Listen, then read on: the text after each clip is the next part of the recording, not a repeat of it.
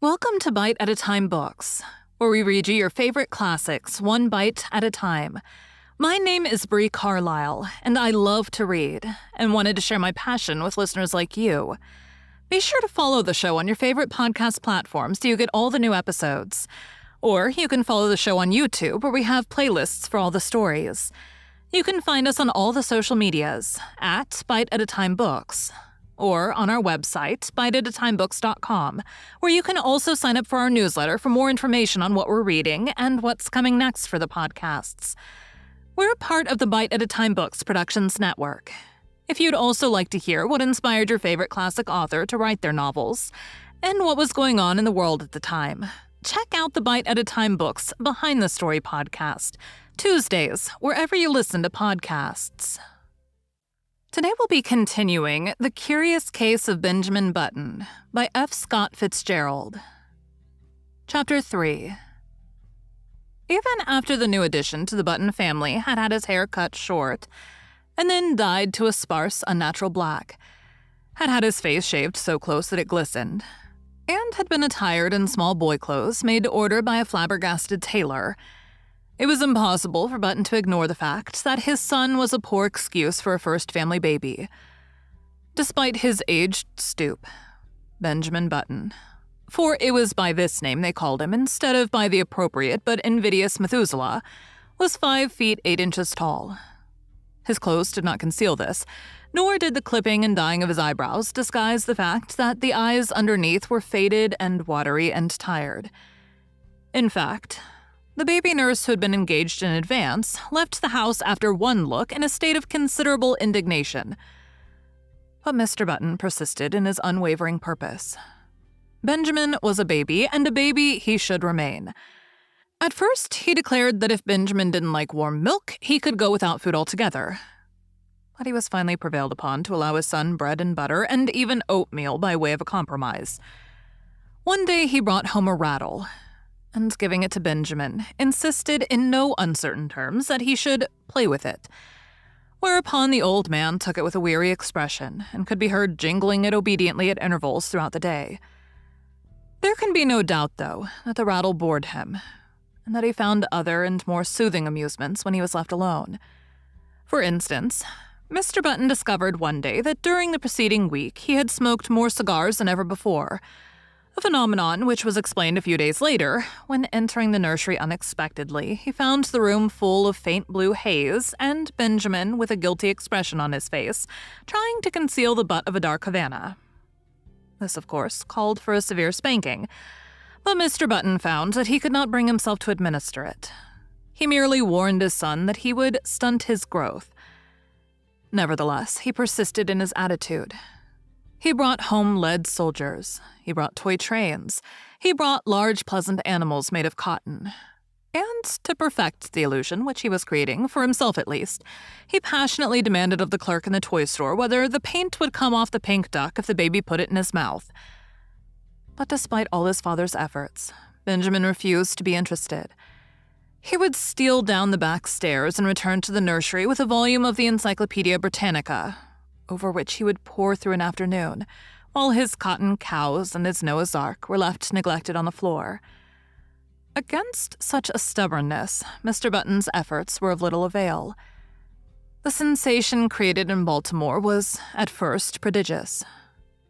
What the mishap would have cost the Buttons and their kinsfolk socially cannot be determined, for the outbreak of the Civil War drew the city's attention to other things. A few people who were unfailingly polite racked their brains for compliments to give to the parents, and finally hit upon the ingenious device of declaring that the baby resembled his grandfather, a fact which, due to the standard state of decay common to all men of 70, could not be denied. Mr. and Mrs. Roger Button were not pleased, and Benjamin's grandfather was furiously insulted. Benjamin, once he left the hospital, took life as he found it. Several small boys were brought to see him, and he spent a stiff-jointed afternoon trying to work up an interest in tops and marbles. He even managed, quite accidentally, to break a kitchen window with a stone from a slingshot, a feat which secretly delighted his father. Thereafter, Benjamin contrived to break something every day, but he did these things only because they were expected of him, and because he was, by nature, obliging. When his grandfather's initial antagonism wore off, Benjamin and that gentleman took enormous pleasure in one another's company. They would sit for hours, these two, so far apart in age and experience, and, like old cronies, discuss with tireless monotony the slow events of the day. Benjamin felt more at ease in his grandfather's presence and in his parents'. They seemed always somewhat in awe of him, and despite the dictatorial authority they exercised over him, frequently addressed him as Mr. He was as puzzled as anyone else at the apparently advanced age of his mind and body at birth. He read up on it in the medical journal, but found that no such case had been previously recorded. At his father's urging, he made an honest attempt to play with the other boys, and frequently he joined in the milder games. Football shook him up too much, and he feared that in case of a fracture, his ancient bones would refuse to knit. When he was 5, he was sent to kindergarten, where he was initiated into the art of pasting green paper on orange paper, of weaving colored maps and manufacturing eternal cardboard necklaces. He was inclined to drowse off to sleep in the middle of these tasks, a habit which both irritated and frightened his young teacher. To his relief, she complained to his parents, and he was removed from the school. The Roger Buttons told their friends that they felt he was too young. By the time he was 12 years old, his parents had grown used to him. Indeed, so strong is the force of custom that they no longer felt that he was different from any other child, except when some curious anomaly reminded them of the fact. But one day, a few weeks after his 12th birthday, while looking in the mirror, Benjamin made, or thought he made, an astonishing discovery. Did his eyes deceive him, or had his hair turned in the dozen years of his life from white to iron gray under its concealing dye? Was the network of wrinkles on his face becoming less pronounced? Was his skin healthier and firmer, with even a touch of ruddy winter color? He could not tell. He knew that he no longer stooped, and that his physical condition had improved since the early days of his life. Can it be? He thought to himself. Or rather, scarcely dared to think. He went to his father. I am grown, he announced determinedly. I want to put on long trousers. His father hesitated. Well, he said finally, I don't know. 14 is the age for putting on long trousers, and you are only 12. But you'll have to admit, protested Benjamin, that I'm big for my age. His father looked at him with illusory speculation. Oh, I'm not so sure of that, he said. I was as big as you when I was 12. This was not true. It was all part of Roger Button's silent agreement with himself to believe in his son's normality. Finally, a compromise was reached.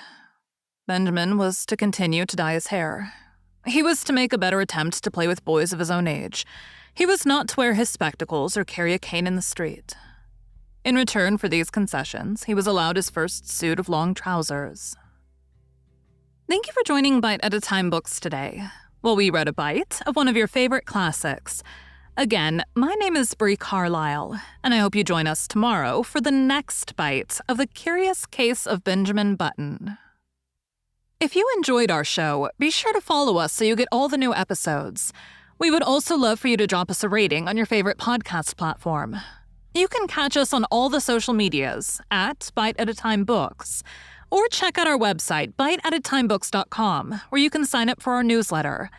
Our show is part of the Bite at a Time Books Productions Network. If you would also like to hear about the authors who write the books we read on the show, check out the Bite at a Time Books Behind the Story podcast, wherever you listen to podcasts, or on biteatatimebooksbehindthestory.com.